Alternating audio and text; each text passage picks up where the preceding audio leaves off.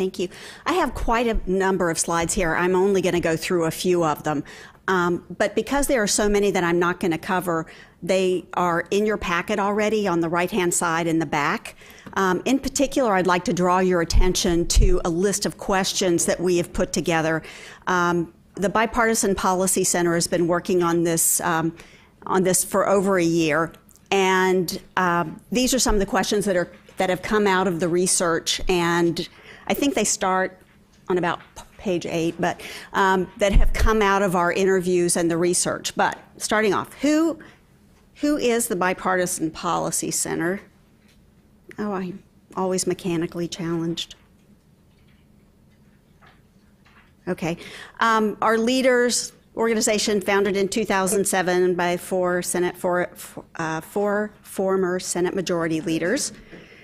For the project that we're working on right now, it says long-term care initiative, but we're incorporating delivery system reform as part of this. Former Senator Tom Daschle, former Senator Bill Frist, former CBO Director Alice Rivlin, and former Governor and Secretary Tommy Thompson. I would be remiss in failing to mention that we have a number of senior advisors that have been working with us on this too. First of all, Bill Hoagland, who worked in the Senate for a number of years on budget issues. Chris Jennings, who works here in town and has worked on health policy issues and provides political advice to us. Sheila Burke, who worked for Senator Dole. Stuart Butler, who is now at Brookings, Tim Westmoreland, who worked on Medicaid issues for the Energy and Commerce Committee, and also Steve Lieberman, who was at the Congressional Budget Office and is helping us with the modeling. This gives you a picture. I had a hard time deciding what to name this slide. I ended up with Care for Older Americans, but for most of these projects, they certainly affect the under 65 population as well. I think the only one is the Senior Health and Housing Initiative. So our economic policy project, you can see by the coding, the 3 blue circles are the ones that our health project is working on. And I want to say, please, for the funders in the room, don't read anything into where your project is funded or the size of the circle.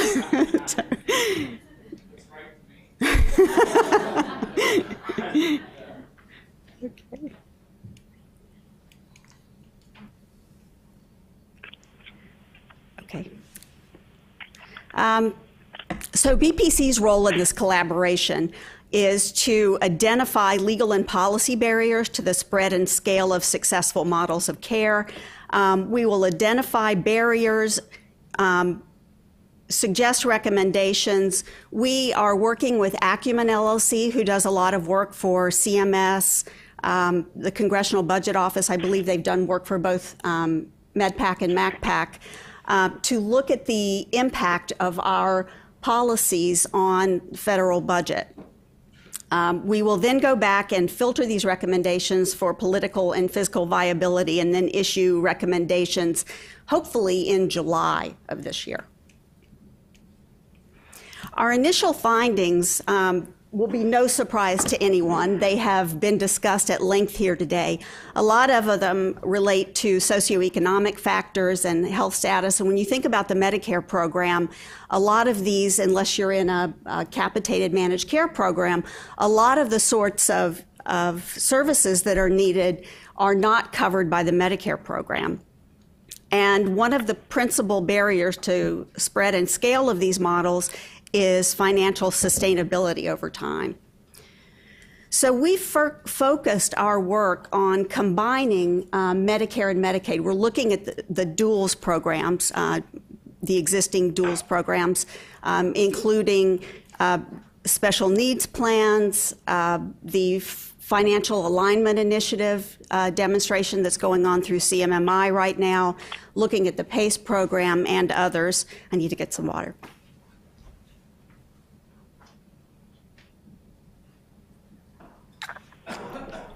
And working with a broad range of stakeholders in asking the question, what do you see as the chief barriers to sustainability over time and operating those models? let's see, I've already run through the models, and these have there are a lot of questions here. If you would like to provide feedback, I put my email address on the last slide and would love comments from those of you in the room. We are still looking at these issues and would appreciate feedback. Legal barriers that we're looking at, or I think this is really starting with the questions and focusing more on, oops, oh well, there we go. So there is a long list of questions in here that I would really appreciate feedback on. I'd like to give an example, though, of some of the things that we have come across, and want to watch the time here. When we've discussed the financial alignment initiative, for example, I will say this is a staff and senior advisor level conclusion, is that I wouldn't consider this to be a member level conclusion or our leaders' conclusion. But when we look at the financial alignment initiative, I think there's a significant concern on the part of participants that by working through the CMMI demonstration restrictions, they're required to achieve savings in the first, second, and third year of the demonstration. And based on our discussions, and I'm sure you've heard a lot of you have heard this issue too, the question becomes whether or not 3 years is a reasonable amount of time to expect these organizations to be able to achieve savings. And so hypothetically, one of our recommendations could be that they should be budget neutral over 5 years and should not be expected to achieve savings until the sixth year. Another issue that has come up for us has been the flexibility in spending Medicare dollars on services that are not otherwise covered by Medicare. So one might argue that in the PACE program, there is sufficient flexibility or fungibility among the Medicare and Medicaid programs to allow them to cover a broad range of services. When you talk to the CMMI demonstration, the financial alignment participants, you will hear that they don't quite feel comfortable with this. They have been told by the Duals Office and by CMMI that there is a considerable amount of flexibility. However, because there are no guidelines, there is a little hesitancy to begin spending Medicare dollars on what would traditionally be considered Medicaid-covered services.